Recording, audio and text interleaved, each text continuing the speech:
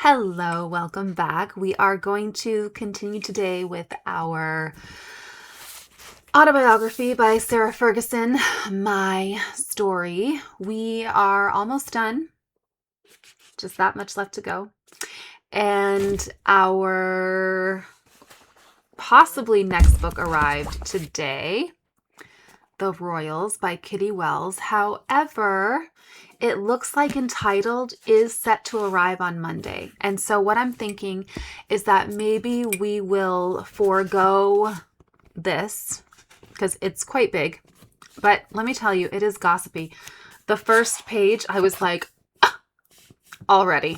So at some point we will do this. But I'm thinking that we might forego starting this book because Entitled is set to arrive Monday. And I think that we probably...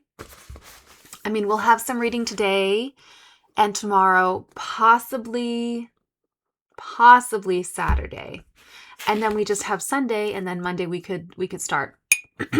And I think that would be ideal because then we can just jump in where this sort of, leaves us hanging and kind of see what all the fuss is actually about, right? It'll put everything that's happening right now with Andrew Mountbatten Windsor into context.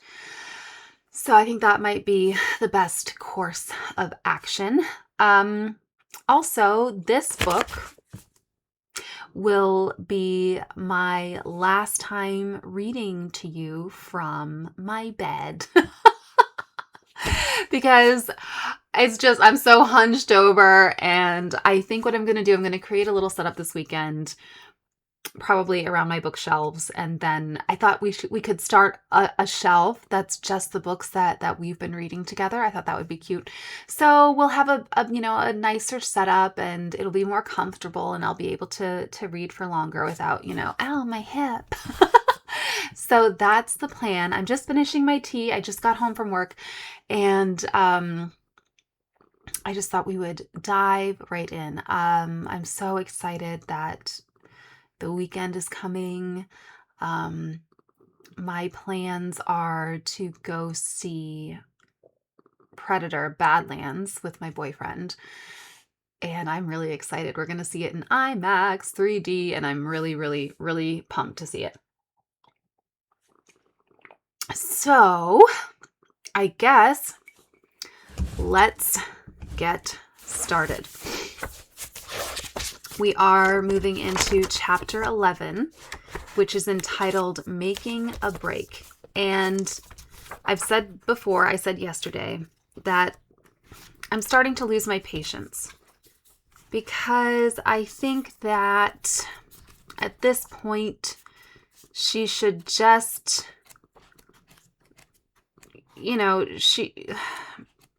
she's enough of an adult that she is responsible for her own self, for her own learning, her own education, for her own actions.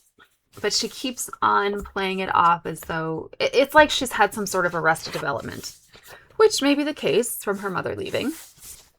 However, at some point, someone needed to take her in hand. And whenever someone does try to take her in hand, as she said, the gray men, she becomes even more stubborn and more obstinate, and kind of sees that as a high point of her character. And in its place, it can be. However, when you are part of an institution that is 1,000 years old, and there's a certain way to do things, and you go against that just because you want to do things your own way and you don't like being told what to do,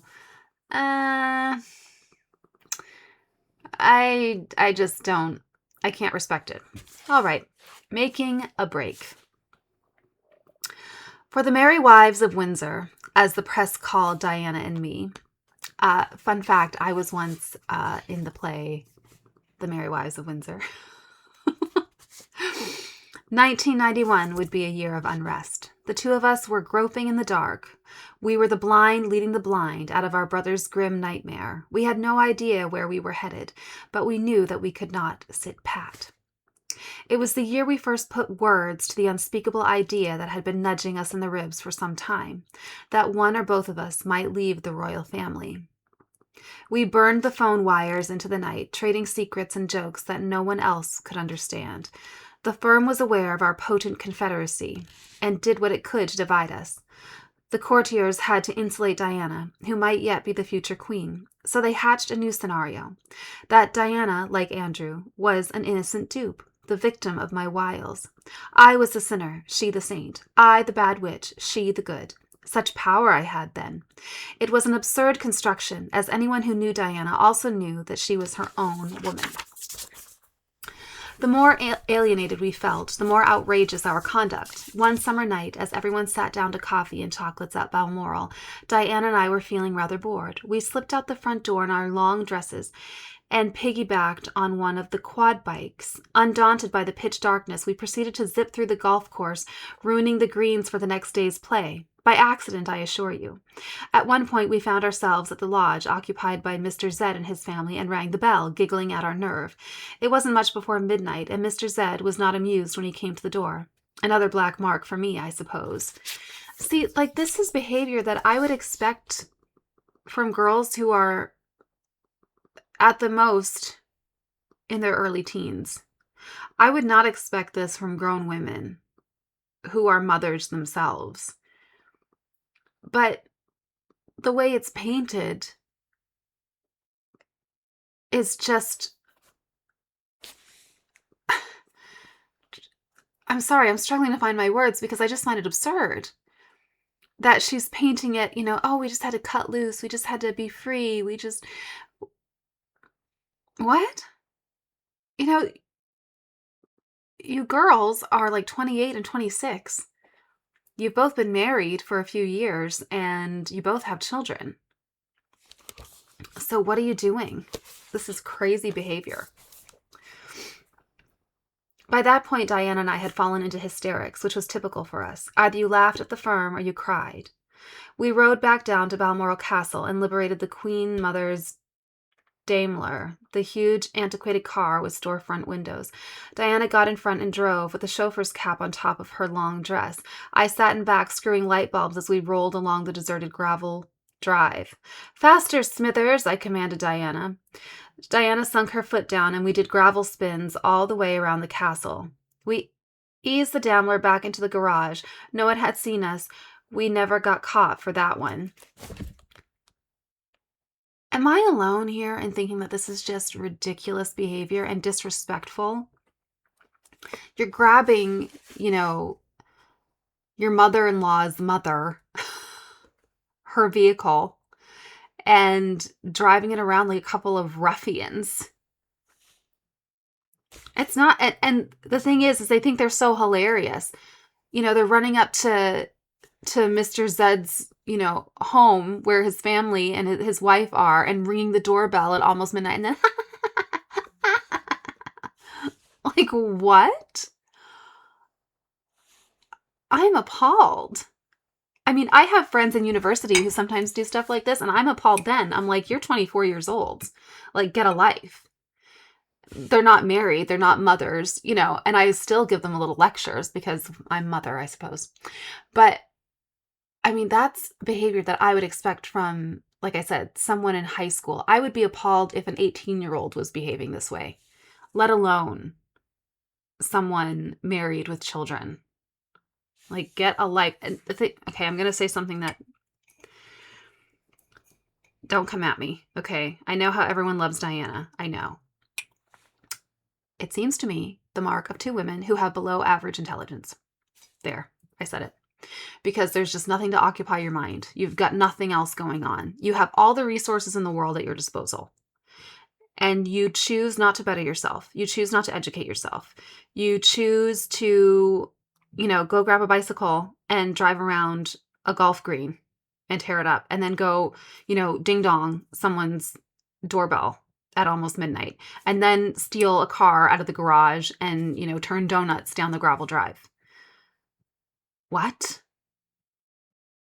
The idle mind is a devil's playground. All right. As you might suspect, my court jesting failed to endear me to certain members of the family. Dear, it's failing to endear you to me. On the way to dinner at Windsor Castle one evening, I passed the green baize door, the traditional barrier between gentry and their servants. I looked through its round porthole and saw a butler I knew, and waved and called him by his first name. Well, that was simply not done. You would never see other royals greeting a butler in this manner. Some of them, in fact, did not know the names of the people who worked for them. The Duke of Edinburgh looked at me askance and said, "Surely you have outgrown flirting with the staff."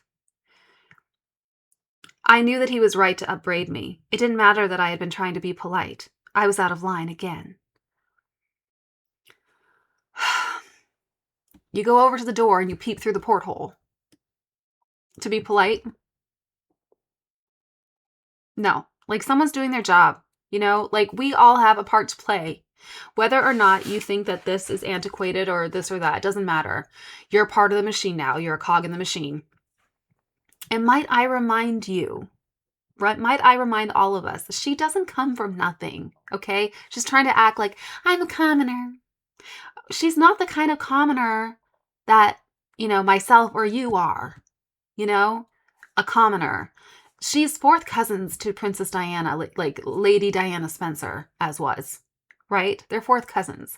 She has connections that are aristocratic, They have money. They have old money. They have several homes.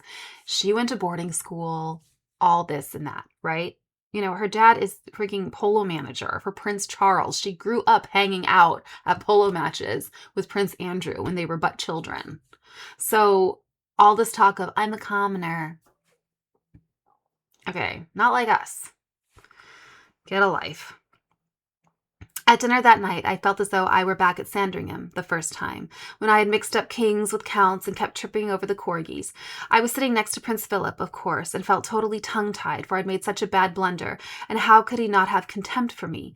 To make amends, I asked him if he had driven his horses that day, an imbecilic question that deserved the retort it fetched, since Philip drove his horses most every day.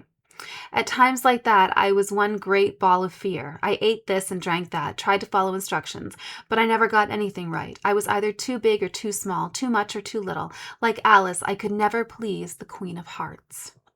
The tragic thing about being ostracized is that it keeps getting worse. You come to be the focus of all negative attention. As the family's cream-colored dog, the house numbskull, I was easy to blame when something went wrong. When someone leaked the address of Edward's girlfriend, Sophie Rees-Jones, to the papers, Edward just knew who had stabbed him in the back. He shot off a letter to Andrew. The gist of it was, can't you keep your wife under control? Well, here's the sad truth, is that when you start to behave in a way that then becomes a pattern, when something does go askew, people do think that you are the one who's to blame, because you've now shown them who you are and they've shown them what to expect from you. So when something does go bad, there you are. In fact, it wasn't me. I did not play those kind of games, but families can be kangaroo courts in the best of times. During that winter of 1991, I thought quite a bit about the most famous female outcast of them all, the one who had led a king to abdicate and ultimately brought Elizabeth to her throne. There were yellow roses strangely growing in my garden at Sunninghill at that time, defying the cold. I picked a bunch and took them to Frogmore, the royal mausoleum, and I laid those stubborn flowers on the sparsely kept grave of Mrs. Wallace Warfield Simpson, another woman who could never fit in. Okay. The firm was getting more aggressive. I was advised to cancel a ski trip because it wouldn't look good. Yeah, no shit. I saw my life disappearing and got in a panic. When cornered, I lashed back. I would not be told by some fat-bellied men that I could not take my children to Switzerland. I would go anyway. See, it's this utter lack of wisdom that is just driving me crazy. And I just don't feel sorry for her anymore. I'm over it, because it's like, yeah, your mom left and that sucks. And that was never okay. And that was never right. But now you're a mother, and now you have a chance to be the kind of woman that your daughters can look up to and respect. And, you have this incredible opportunity. Nope. Throws it away. Though I might win the occasional skirmish, I was readily outflanked. When the Gulf War appeared ready to explode on January 15, 1991, I cut short a trip to Cloisters and immediately flew home with my daughters. 3 days later, as the news showed bombs raining on Iraq, the press dusted off a picture of me on the slopes to document their story that Fergie couldn't be bothered to come back. I looked like a callous fool, like a blithering social butterfly. I knew the truth, but the British public would believe what they read. Why should they question it? I was fighting a two-front war against the press and the firm, and you do not win many of those. It was only a question of when I would surrender and whether I'd escape with my hide. Oh, the shades of Meghan Markle. The same kind of, everyone was out to get me. I thought I was going to die. Maybe because you didn't know how to behave yourself. All right. Grummy was a big hit with the royal family. Recognizing a soulmate, the Queen cherished her straightforward ways, her utter lack of airs. Grummy had come to my wedding in her running shoes. Her feet were too sore to wear anything else, she insisted, and did the same when we shared a carriage at Royal Ascot. When I lived in the palace before my daughters were born, I drove out to visit Grummy and her black Labrador each week at her home in Wiltshire. Then, well past 80, she hadn't changed since my girlhood. She never stopped laughing or tending her garden or making her beautiful tapestries. She had the same impeccable manners, except when she bit into one of the hard digestive biscuits from the orange tin beside her bed. It was her nightly ritual, and it never failed. Her false teeth would tumble out. Grummy used good Irish linen sheets, and she kept her house so cold that I spent the whole night freezing whenever I slept over. But I never minded, because my grandmother was a person who made everything all right. When I felt terminally disgruntled about my life in the palace, she would offer her time-tested wisdom. To get something good in life, you have to make sacrifices, she would say. Yeah, no kidding. And be content with knowing what you know. And the mere fact that someone in this world loves you means more than anything else. I liked that one the best because I knew that Grummy did love me, always had and always would. As long as I stayed in that icebox of a house, I felt safe. Grummy had broken her pelvis as a young woman when she rode side saddle and a nervous horse ran backwards over a wall. Later on, she was in 2 motor crashes and developed osteoporosis. At the end, she was living on steroids. She suffered immense pain all her life, but would never complain. Once they operated on her hip, and the surgeon shortchanged her on anesthetic. They were about to begin when she looked up and said, "Good man, I think you need to give me a little bit of something else. You are not cutting the ham for breakfast, you know." When you have known a person all your life, and she has always seemed old to you, but always so vital, you cannot conceive of the day she will not be there. With Grummy, that day came in May of 1991. From that day on, I was on my own. Okay, our first readjustment. The events of Annus Horribilis were a long time germinating. In May of 1990, I had taken a brief holiday on the Moroccan coast with Priscilla. We flew out on a plane lent to us by Peter Palumbo and stayed at a public resort called La Gazelle d'Or, where I paid the bill. Did she pay the bill or did she put it on her credit card? The locale was idyllic. Our 5 days were uneventful and unobserved, or so I thought. I had no way of knowing that an anonymous tipster had called the London tabloid Today and reported that Steve Wyatt was with me in Morocco, an absolute falsehood. After Steve left London in 1991, the danger of a frame-up seemed real enough to lead me to have his Belgravia flat searched top to bottom. It was clean. Several weeks later, a window cleaner entered the flat to spruce it up for the next tenant. In the guest bedroom, he spotted several plastic packets on top of a shelving unit. Inside were more than 100 photographs. The pictures ultimately found their way to the Daily Mail. On January 5th, 1992, the Mail ran this front-page headline, Mystery of Fergie Photographs. Over that day and the next, the major tabloids would devote a total of more than 40 pages to the story. The Times and Telegraph showed little interest, while the BBC ignored it entirely. The Palace Press Office, not quite rushing to my defense, ordered a stiff no comment, which only whetted the paper's appetites the more. The gist of the tale was that Steve had flown me to Morocco in his plane and had been there with us throughout. In support of this fable, the Mail reproduced several watercolor replications from the window cleaner's find. The originals had been turned over to our equerry by New Scotland Yard. The most damning illustration showed Steve and me on a wooden swing chair, dressed in sweatshirts and shorts, the way a woman might pose with her father-in-law. In another, Steve was with Beatrice. According to the newspapers, Andrew had been enraged to see his paternal role usurped. The whole invention was flimsy and ridiculous, a web of fabricated facts and harmless pictures. The photographs discovered in Belgravia were actually taken on 2 different occasions at 2 different places.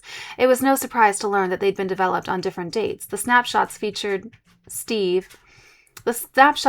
Steve originated at a house party in Gloucestershire, where I had popped in for lunch. A mystery indeed. New Scotland Yard was called in to investigate, and came up with nothing, but one police source told the press the obvious, that the photographs might have been planted to embarrass me, as part of a conspiracy to tarnish her image and destroy her marriage.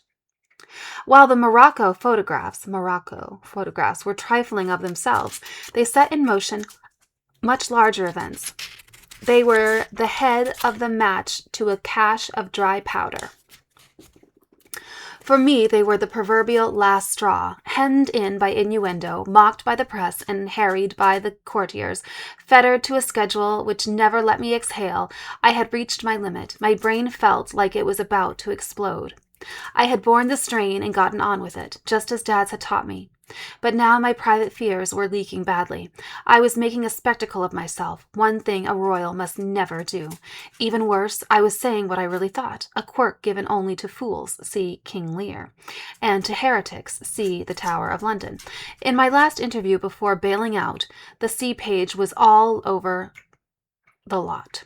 It is very difficult to get any privacy, I told the freelance journalist Georgina Howell. In fact, I don't have any. Oh, there are times when I don't have anybody in the house at Sunninghill, and we can just be a family together. I sometimes give everyone the night off and go into the kitchen and make a cheese sandwich. But you have staff, you have security, you always have to be aware. You're always on show 24 hours a day. You've just got to accept that. The life I lead isn't for real. Modern life isn't the pomp and circumstance of Buckingham Palace. I cannot stick to the guidelines because we were not being real. At the end of the day, you die alone, and as long as you're kind, and you get up in the morning, and you're happy to look at yourself, and you're straightforward and thank God for everything you do, because He knows, and the journalists can write what they want to write. The thing is, the whole, it's not real. Well, it's real to you. Everything's contextual, right? So my life may not be real to someone else. Someone else's life may not seem real to me, but it's all contextual. It's ma'am, whatever life you are in, that is your real life. I know that she probably means that she wants a more middle-class existence, perhaps. Finally, in a half-strangled cri de coeur, I burst out with my yearning to get away from the system and the people saying, no, you can't, no, you can't, no, you can't. That's what the system is. Not your typical royal interview, to be sure, in spite of my rambling incoherence, for I was a woman on the edge of a breakdown. I had somehow issued a manifesto, my personal call to arms. It was my futile attempt to explain myself directly to the British people. I don't know why she's on the edge of breakdown when she took more vacations than any royal and worked less. But anyway, ever since childhood, my whole life had been a cowering, a repression of discontents, an evasion of desires. But now something truthful had crystallized inside of me, in spite of me. I was taking my first baby steps toward confronting the damage I had done, to others and most of all to myself. At the palace, I now realized I had sold myself into a package deal. To be married to Andrew was to be wed to the firm. Yeah, no duh. And I had to get out. No longer could I feign to respect, honor, and obey that institution. It was one thing to live in a gilded cage. People trade freedom for security all the time. It was another when they electrified the bars of that cage and aimed their heartless sights your way, as though it were Saturday at Sandringham and you were the prize pheasant. There was no point in fighting on. To persist could only inflame my enemies, embarrass the Queen, harm the people I held dearest, and push my own tattered psyche past the point of no return. I had no clarity about the path I should be taking, but one thing I was sure of. If I remained in the royal family, the best part of me would die. It would be a slow death, no doubt, for I was stubborn and strong, but a sure death none the less. On January 21, 6 days after the Belgravia photos came out, I told Andrew at dinner that I thought we should separate. We were both very sad. It was the last thing we wanted to do. But he saw my resignation and did not try to argue. If this will make you happy, then I shall stand by you. The next morning, we went to see the Queen in Sandringham. I walked in, gripping my rosary for strength. I am so sorry, I said, but I think this is best for you and your family. I can't go on letting you down. The Queen looked sadder than I had ever seen her. She asked me to reconsider, to be strong and go forward. But I was resolute. You know what? I just think it's selfish, honestly. So you would rather separate from your husband than to mend your ways, rather than take a good hard look at yourself and say, well, why is everyone so up in arms? Oh, it's because I'm so free-spirited. No, it's because you're acting a fool. You're acting a fool all over town. You're acting crazy. That's why. You're acting like a child. That is the problem that people have with you, is because you don't know how to behave when you're at home or when you're out in public. You don't know when is the right time to go on holiday and when's the right time to stay home. Like, I'm baffled by just the refusal to look inward and to take stock of herself. Shocking.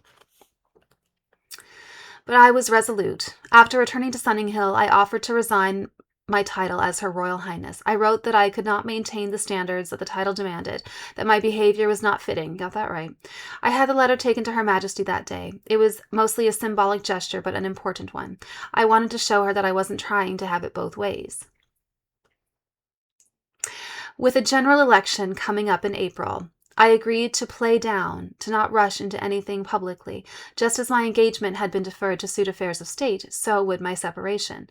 Not that I minded. Why not go with the flow a while longer? I had put up with the firm for 6 long years. What harm could come from waiting a few weeks more? Word got around to a few trusted people, however. Those who loved me were worried. I was cutting a new path through a jungle thick with spiders, and who knew whether I would make it through. Friends told me to be cautious, go slowly. A well-known religious official advised me to stay in the marriage and be selfless to duty. No. What is that concept? Being selfless to duty? That was the way of the old school aristocracy, the way of the Queen and of Grummie, to be selfless to the grave. But I had detoured from that course. I was more literally selfless than anyone I knew, and I could see where it had led me, straight to the cliff's sheer drop. No. She does selfless, she hyphenates them. Now, not having a sense of self is not the same as being selfless. Let us not confuse the two, please. I needed to harvest more of myself, not less. More self-awareness, self-expression, self-love. And of course, I can only do that if I'm acting a fool and leaving my marriage. Okay, but let's also remember, not that I'm saying like staying in a marriage with Andrew was a good idea, because now we all know, that's not a good idea. But, I mean, they stayed close, so... Andrew understood me better than the rest. His concerns were of another stripe. If we go through with this, he told me, you will be physically destroyed as a human being. I am just warning you. Please be careful. I knew what he meant because I wasn't really leaving Andrew. We had been living a de facto separation for years, and the caring we shared would endure. I was divorcing the firm, however. Like other abusive spouses, it would be the most dangerous when deserted. As any student of British history can tell you, women leave the royal family in only one mode, with their heads cleaved from their shoulders. Lord, give me strength. What do you want me to do? I asked Andrew after we'd come home from our meeting with the Queen. I had proclaimed my independence, yet remained at Sunninghill. I was a woman in limbo and had no idea what people expected of me. You are still your Royal Highness, he replied, my letter notwithstanding. You're still my wife. Carry on. Nothing had changed, but everything had changed. Within days of our trip to Sandringham, I was cut out of the court circular. Engagements were cancelled without notice or explanation. The flow of invitations from the Lord Lieutenants, the county's liaisons to the palace, trickled to a stop. There would be no more shopping centers to open, no more factories to visit. The firm was sending me a message in its own subtle way. Don't let the door hit you on the way out. Why is that surprising? You come in and you say, yes, this prince that I am married to, I want to separate from. What is their recourse? Like, why are we acting like this is surprising? Don't let the door hit you on the way out. What else are they supposed to do? Be like, well, I'm sorry, on the way out, can you stop by this shopping center and cut the ribbon? Yeah? Get a life.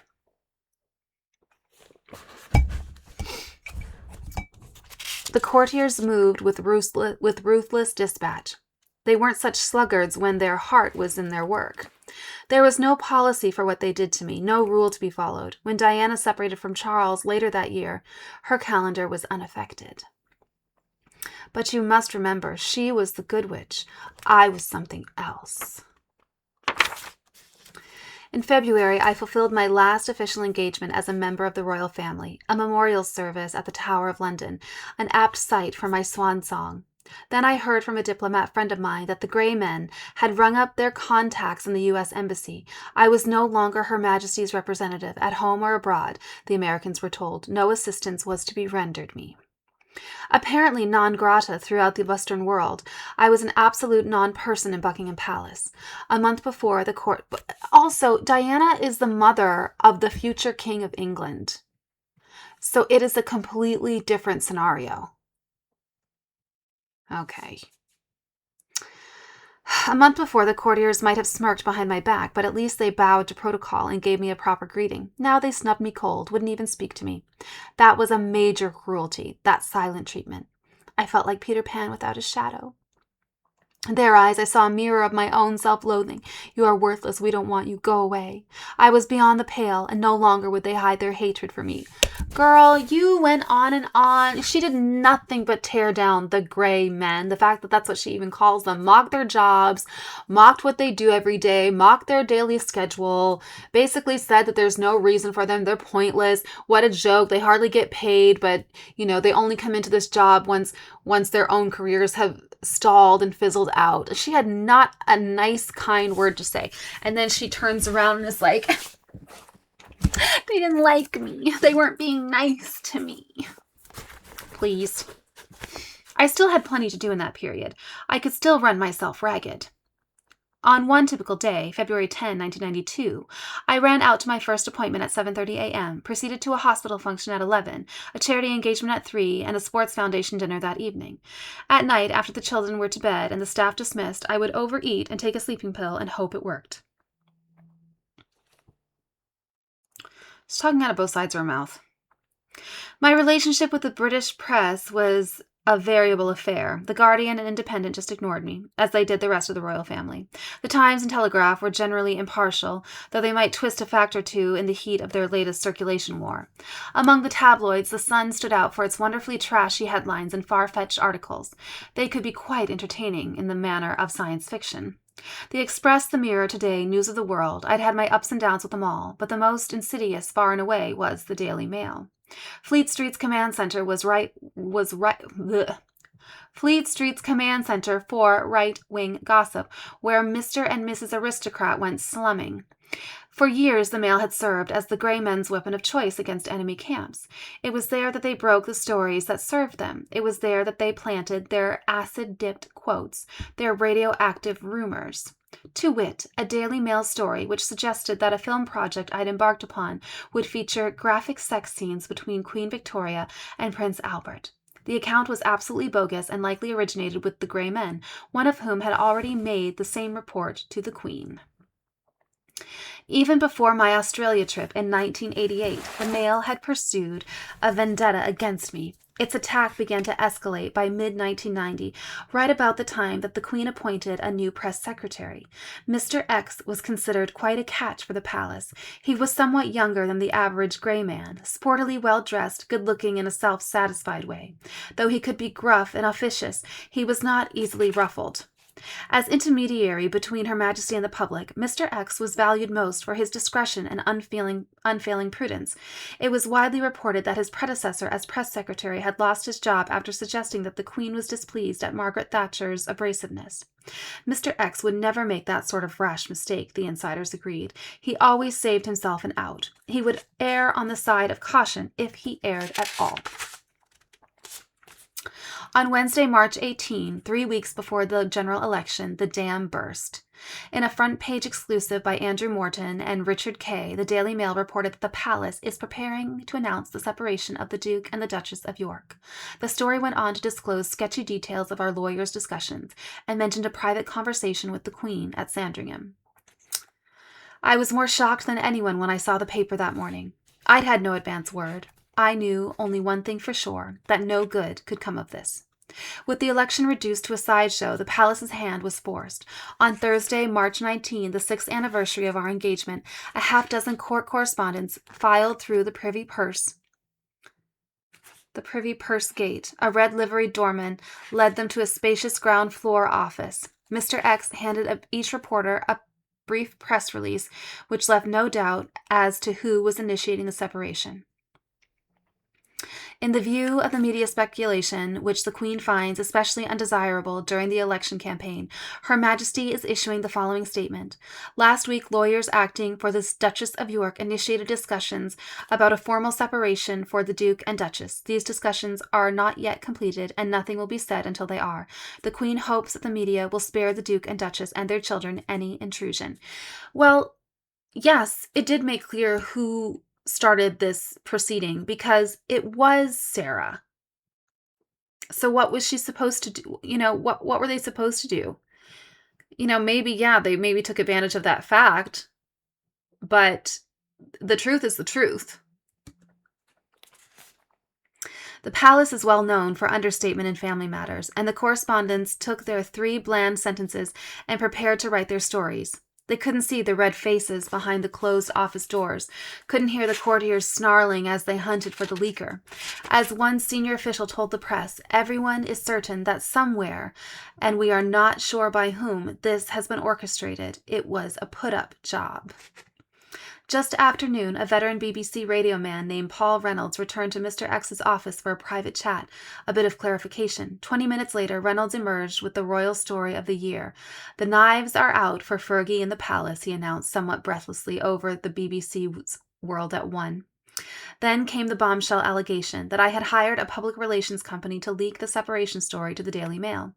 And there was more. I have rarely heard palace officials speak in such terms about someone, Reynolds said. They are talking about her unsuitability for public life, royal life, her behavior in being photographed in Hello magazine. Mr. X, it would seem, had gone slightly overboard. For all the intrigues and corridor wars that have inhabited Buckingham Palace, no one had ever heard the like of this, the public denunciation of a royal by the firm itself. I was absolutely flabbergasted, said Sue Crewe, who covered the royal family for the magazine Harper's and Queen. It's without precedent that the palace should exhibit an emotion. By late that afternoon, as I sat in a theater with my daughters, watching The Wind in the Willows, we talked about that before, Reynolds' story led every broadcast to the land. To loyal readers of the tabloids, not to mention the grey men themselves, the BBC report made perfect sense. I obviously wanted out, their logic ran, and didn't care to wait, and so I engineered a leak to bring the matter to a boil. It merely proved their point that I was willful and selfish and perpetually out of control. Unfortunately for the firm, Mr. X had got carried away. He had been too explicit to save his out. By the end of the day, the public relations company in question had categorically denied any involvement in the leak. Sir David English, the Mail's editor, backed the company up. Flying as I did by the seat of my pants, I could never have devised such a Machiavellian plan. It was beyond my meager resources. I am so sick of this woman just constantly being like, I'm just a girl. I don't know how. Good grief. On Friday morning, Mr. X issued a rather mealy retraction. I very much regret that what was said should have been interpreted by the media to the detriment of the Duchess of York. He also distributed copies of the notes he had sent to the Queen and myself, including his personal apologies for the distress that this episode has caused you. The retraction, one columnist wrote, was like applying a tourniquet to someone's neck after they had been guillotined. Mr. X submitted his resignation, but the Queen rejected it. At the risk of seeming ungenerous, I would submit that Mr. X's tears were crocodilian because the firm did not stop. Far from going and sinning no more, the courtiers drove their dagger in deeper. It mattered not that one of their cohort had been exposed. In fact, he had done the team a great service. His remarks had established a new benchmark for fair commentary. Now the gray men could say out loud what they'd been muttering in the equerries' room. Now they could tell the press how they really felt. In the days that followed Mr. X's outburst, when I was at my most vulnerable, the courtiers circled in for the kill. She has been a complete disaster. Pardon me. One palace source wrote to the Mail. She has let everyone down and made Prince Andrew very unhappy. Quite honestly, the royal family have done their very best for her, but now they're washing their hands of her. I had long suspected that Mr. Z and Mr. X worked in tandem, as Tweedledee and Tweedledum. It was not surprising, then, to read that I had been placed on probation by the Queen's private secretary well before the leak to the Mail. Quite a revealing choice of phrase, I thought. For months they had been ready to lock me up, or, more precisely, lock me out at my very next slip. It was the courtiers, not I, who had tired of waiting for my departure. It was Mr. X, not I, who had rushed to a resolution, and I do not think he did it by impulse or by accident. I believe that Mr. X had a game plan when Paul Reynolds entered to his office, however clumsy his execution of it. The firm's best interests could not be served if I went gently into the night. They needed to cut me off at the knees, abort my future options, destroy my standing with the Queen. They also needed to send a warning to Diana, to keep her in the fold and shore up the monarchy. My public vivisection would be a pointed reminder. This is what happens if you cross us. They did indeed scare the daylights out of my sister-in-law, who was now afraid to be seen with me, and I could not blame her. Dad's found Mr. Zed's role in all of this insupportable and demanded that he apologize. One day I picked up my ringing phone and winced by reflex when I heard that modulated voice. "There's been a terrible misunderstanding," said Mr. Zed, "and I'm sorry for any inconvenience caused to you." "It's all right. I understand," I said blankly. I could not be angry with Mr. Zed, I could not fault the firm for sharpening its knives, because I knew they were right about me. Even when their facts were wrong, they were right. I was a despicable human being. I had failed the monarchy single-handedly. Now at last the whole country was on to me. They knew exactly how awful I was. And how could a whole country be wrong?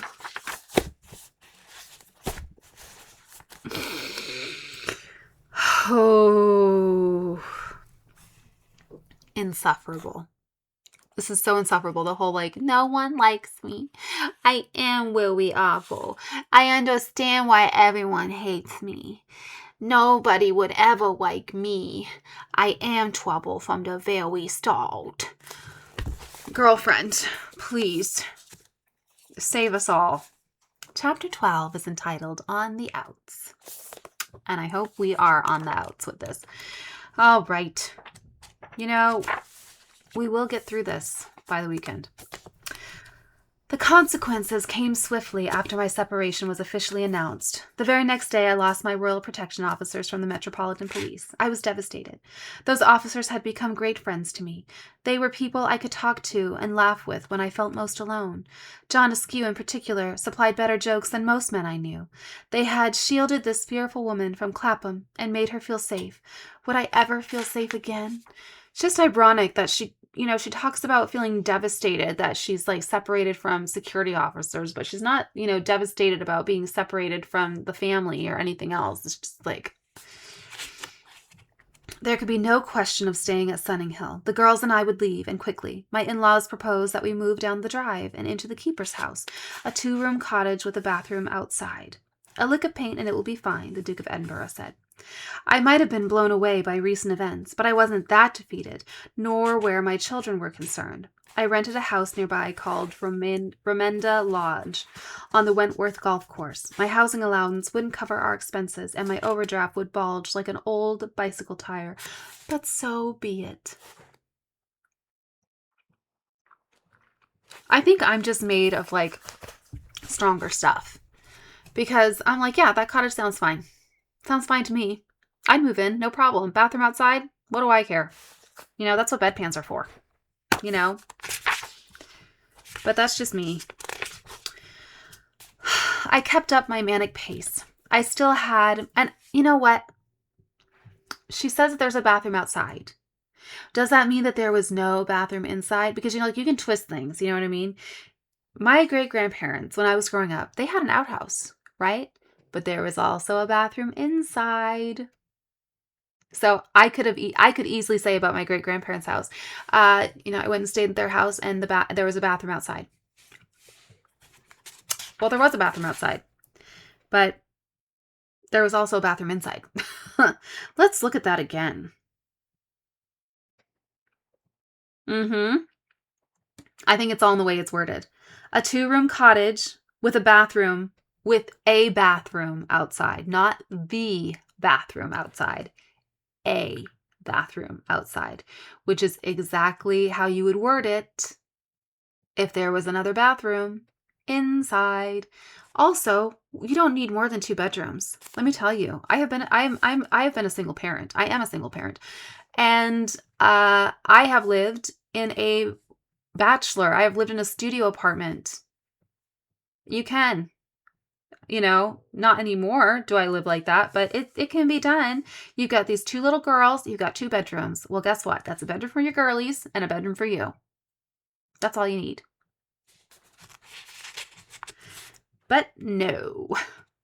She would rather, you know, move into a place where she can't cover expenses and she's going to go into more debt. She would rather do that. I kept up my manic pace. I still had my office at the palace and no shortage of appointments to buzz around to. On March 23, Andrew and I threw a party at Sunninghill for Eugenie's 2nd birthday. It wasn't so easy to put on my happy family face, but I managed. I could always manage those things. Inside, however, I was terrified. My dread was a living thing like Yeats' rough, slouching beast, and I knew that my center could not hold. Having cast myself adrift from the royal family, the emptiness swelled inside me, and my terror along with it. My old questions started catching up to me. What am I doing? What have I done? Am I really the person I read about in the papers? And if not, who am I? Who am I? My new life was laden with many fears, but none more frightening than my freedom. With freedom came choice and accountability for one's actions. If only. An awful concept for someone with no confidence. For escape, I reverted to my old compulsive behaviors. My diet went haywire until I felt like a blob. I spent money as though I really had it. And then there was the binge that cost me most dear, John Bryan. Andrew and I first met John at a London dinner party in 1990. He had been exploring high-technology investments with his father, a shrewd businessman. I was impressed by John's boldness and energy. He was a fountain of fresh ideas. After he outlined some ambitious possibilities for Budgie, I asked him to represent me in any film or television opportunities. On November 20, 1992, John asked me to dinner. I was needy and full of doubts. He was attentive and breezily self-assured. John had a rare gift of gab. He was one of those people who could sell snow to the Eskimos. Rather outdated phrase.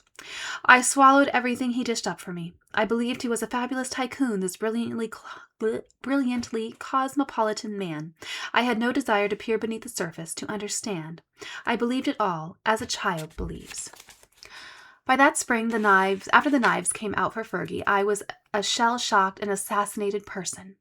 I couldn't have called directory assistance. And in swept Mr. Worldly, who knew what time it was all over the globe. Leave everything to me, he said, and I did. This is just another iteration of how she depended on Andrew. She just couldn't do anything for herself. She didn't know how to do anything for herself. And, you know, who will protect me now? Who will solve problems for me? Who will protect me from the world? Who will be the adult in my life? Because I don't know how to be that adult for myself. John organized our move to Ramenda Lodge. It just baffles me that, you are the single mother now with these 2 little girls, and you're going to let this new man organize your move for you. Like, surely there's someone in the palace who could help you. Surely your actual husband could help you. Surely your father. There's surely a family member. It blows my mind. Okay. When we went skating, he looked after the children. He was marvelous with my daughters, and it wasn't long before I thought that none of us could live without him. The more he did, the more he wanted to do. My intensity filled the sails of his self-importance. He played off my hyperactivity. He would come in and say, "Okay, this is how I can help you. I'll talk to the bank. I'll pay for this. Don't worry about that." And I would think, I can relax. I was putty in his hands. When you are a breakdown person, there is nothing finer than someone who wants to take charge of your life. In June, John would ask for my power of attorney, which I willingly granted. What? I would have let him choose my dresses and plan my breakfast if he cared to. One of my best friends took me inside and said, "Can't you see what he's doing? Can't you see?" But I was blinded by need. "You're wrong," I responded. "He's a wonderful man." In truth, John could be generous to a fault and a joy to be with. It never crossed my mind that he might be using me, as today would assess years later, as a meal ticket, a trophy, a passport to the social circle, whose doors would otherwise be not so much shut as triple locked. And whenever I betrayed the slightest reservation, for sanity can be starved and beaten, but it is hard to kill, John would rush in to soothe me. "Don't worry, it'll be fine," he would tell me. "I'm looking after it for you. Don't believe anything you hear." Then he would succor me with the flattery I needed. "You," he would say with a force of sincerity, "are a little heroine." But for all of John's excesses and power games, he was not Fergie's Rasputin, as the Sunday Times magazine would later call him. That gave him too much credit and me too little responsibility. He did not drug me or physically coerce me. With hindsight, that master teacher, I can see that we used each other. The trade may have been perverse, but not unfair. John's bluff command, I see now, cloaked his own insecurity. He was desperate for a big financial score and a secure niche among the glitterati. I was desperate for approval and affection. We were 2 people stuck in quicksand, immobilized by terror and confusion, too weak or scared to reach out for a saving branch. We clung more tightly to one another, and we were doomed.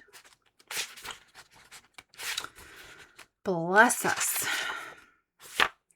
Beatrice and Eugenie were invited to the royal family's Easter gathering at Windsor Castle, but their mother had been deleted from the guest list. I decided that none of us would attend. I was feeling sensitive about separations. Idiot. As an alternative, I had a friend book us on an Asian holiday. As far from the firm as the press as we could get. On April 9, we flew to Zurich, and then straight to Thailand, to the island resort of... Fuck it. I don't know how to pronounce that. I hadn't invited John along. I wanted a total break and seclusion, but he insisted on coming and followed us out. It is hard to exert control over someone 7,000 miles away. Throughout our trip, we managed to stay a jump ahead of the tabloids. The editor's frustration provoked one memorable headline: "Where the fuck it is the Duchess?" The press did get a hold of one photo from Thailand after the fact. Someone had recognized me walking with John in the hotel courtyard and snapped us for sale. That picture should have warned the wise, but my warning systems were shut down tight those days. As always, yes, surprise, surprise. I just wasn't thinking. I just didn't have nary a brain cell. Looking back, it seems as though John was courting exposure with a willing co-conspirator in tow. "You can't imagine what you were like then," said a friend of mine who had joined us for part of the trip. "I kept telling you that you weren't behaving right and you wouldn't understand what I was saying. You thought everything you were doing was okay." My friend believed I was having a breakdown, and she may have been right, but breakdowns are double-edged. They signal the birth of the new as well as the death of the old. As the saying goes, you cannot make an omelet without breaking a few eggs. I had been swimming about in my unreal world of duty and protocol, and for the first time in my life I was smelling the smells around me. "Wake up," went the small lost voice inside, waiting for someone to answer. I was miserable back at Romenda Lodge, missing Andrew and Sunninghill. Then, in June, I received a welcome invitation to visit Leonard Cheshire, who was afflicted with motor neuron disease. Lord Cheshire was a special hero of mine, the most decorated bomber pilot of World War II. He completed 100 missions when the odds were but 1 in 3 that a pilot would live through 30 of them. He kept coming back to help his crew survive. As an official British observer, Lord Cheshire witnessed the unimaginable devastation of the atomic bomb upon Nagasaki. Later in life, he became one of the world's great humanitarians, founding the Cheshire Foundation Homes for the Disabled and Incurably Sick. His work had grown until there were more than 250 homes in 48 countries. They allowed thousands of people to end their lives with dignity and proper care. Now the founder himself was dying, and I was flattered that he had agreed to see me. As I walked in, he was lying in his bed, and he said, "I knew something good was going to happen today because I saw a little bud come out on my tree as I looked out the window." We talked for a while about how I might help to fill a gap in services his homes provided. I felt a strange calm as I sat with him. It was great encouragement to think that such a fine man could like me. A few days later, he wrote me of his confidence that a major lifetime's work waits ahead and that it won't be too long before you discover what that is. Still waiting. The week following was Royal Ascot. A year before, I had been part of the royal procession, riding in a carriage with the Queen Mother. Now I watched the parade from the sidelines, by the road in Great Windsor Park, with my daughters standing by me as I had once stood with Mum. I gave Beatrice and Eugenie handkerchiefs to wave to the Queen as she passed. I wanted them to know what their granny did. Through all the chaos of the past 6 months, the Queen and I had stayed consistent. She still took my calls, and I still brought her grandchildren to Windsor for tea on Sundays. It was an unspoken pact we had, and I would not let down my side of it. On the second day, Andrew joined us by the roadside, just a small token of solidarity, but it reminded me of why I had loved him, and why I loved him still. There were many more trips that summer, with John always at the helm. Never had I run so hard from my pain, but the pain was more resourceful than the cleverest paparazzi, and in each new place it bound me and tapped me on the shoulder, and I would move on to the next rush of novelty. Until August, when my fugitive feet would carry me to the south of France, and I would demonstrate for all time that running and hiding are two different things. To review the bidding, John Bryan had booked our pink villa near Saint-Tropez under an assumed name. We flew in on a chartered plane. We were more than 2 miles off the road. There was no public access to the villa. We were sheltered by woods and hills, halfway up a private gravel track that led to an isolated vineyard. How, then, had I landed on the wrong end of a telephoto lens? 3 days after the photographs came out, the Sunday Express published a story headed, "Was Sarah set up?" It posted the following questions. How did Daniel Angeli, the paparazzo known as the Hitman's Hitman, know when we would be at the villa? How did Angeli escape detection as he worked? And, most intriguing, who had tipped him off? John found a partial answer the following week, when he returned to the villa and discovered a large trench within 100 yards of the villa and its pool. Judging from the size of the trench, and the fact that Angeli had shot me in several different bathing suits, the photographer and his assistant must have dug in there for at least 3 days, clicking away to their heart's content. This was an extraordinary find. It made tangible that what we already knew, that the most basic rules for royal security had been breached. While I had forfeited any special treatment by separating, my daughters remained part of the royal family in line to the throne. Whenever they traveled abroad, the host nation's security apparatus would automatically be notified to take appropriate steps. We had no such protection in the south of France in August 1992. After the scandal broke, French authorities reportedly voiced astonishment that they had received no word of our presence. Such negligence was unheard of. But the French were no more startled than I, because I knew that I had followed standard protocol. Several days before leaving for Saint-Tropez, I informed the Queen, as I always did. Circumstances suggest, therefore, that some paragon of bureaucratic efficiency failed to make the normal security arrangements. My suspicions further told me that the firm colluded with the press by leaking details of my whereabouts. The press then tipped off the French photo agency, and the deal was struck. As a result, our traveling party was next to defenseless. While my daughters had their personal protection officers on hand, there was no one to patrol the grounds of the estate. Had we been stalked by someone with a rougher agenda than Angeli, we might have been a different sort of headline. The security breakdown was no oversight, wrote Lady Colin Campbell in The Royal Marriages. It was done deliberately. The idea of Sarah's enemies at court was to discredit her so thoroughly that she could never be readmitted into the royal family as a fully fledged member. Diana would get the message that if she persisted in traveling down Sarah's path, she would go her way in more ways than one. So they set Sarah up. If Lady Colin Campbell is correct, the firm won the lottery with the Saint-Tropez photos. If they had put the press onto us, the Grey men had guaranteed my embarrassment. At the very least, my trip would document yet another spendthrift extravagance. John's poolside presence, in addition, would make for spicy innuendo.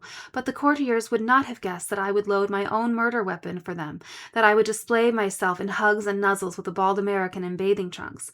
They had gotten a huge bonus. In sum, I gave my nemesis all they could dream of to sabotage, and more. But they did sabotage. As I saw it, the firm had done a job on me, and done it well. I was rooted and disgraced. I had been flung into exile. But one question remained. Had the firm done its duty? Had it truly served its sovereign if it instigated the biggest scandal since the abdication of 1936?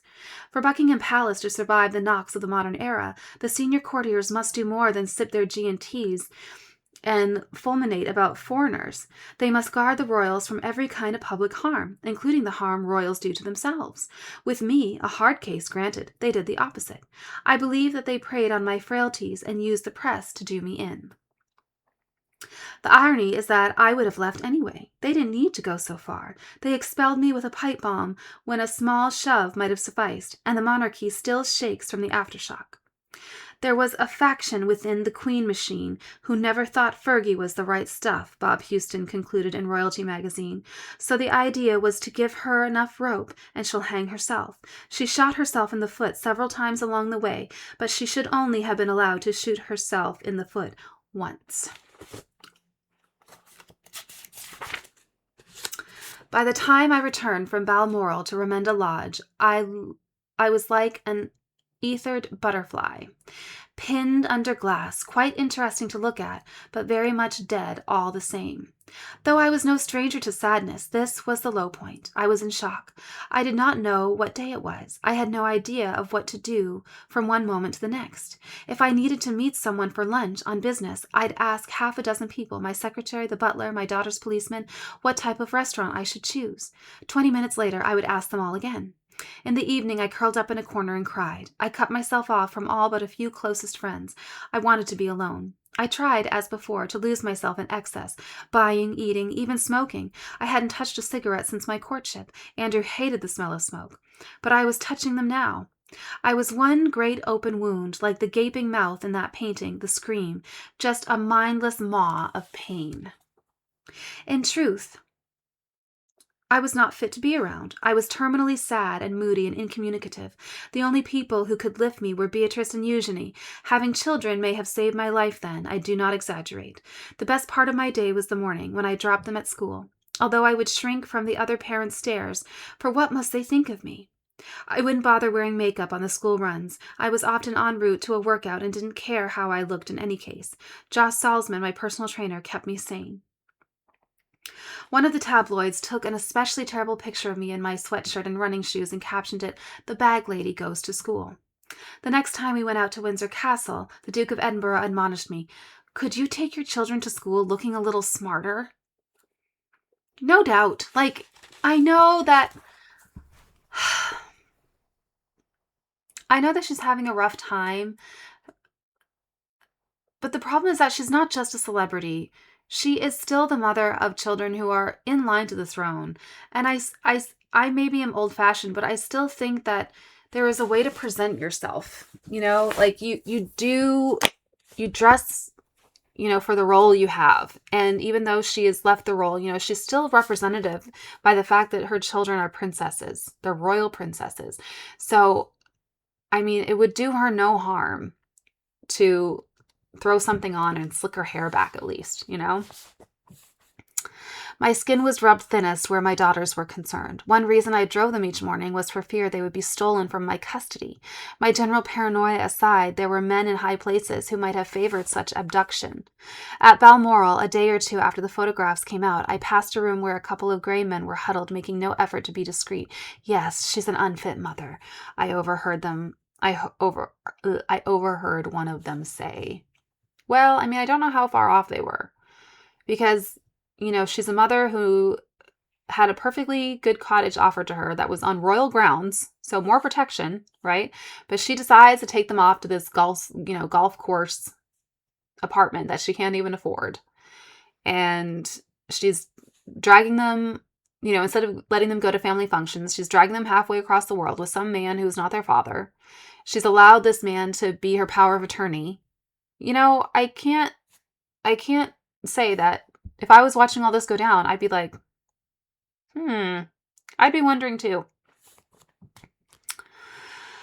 As usual, the firm was a fair barometer of establishment thinking. David Williamson, co-editor of Debrett's Peerage and Baronetage, pronounced that he would be very surprised if the Queen would let me keep my daughters, as they are princesses of the royal blood. They may have to be made wards of court.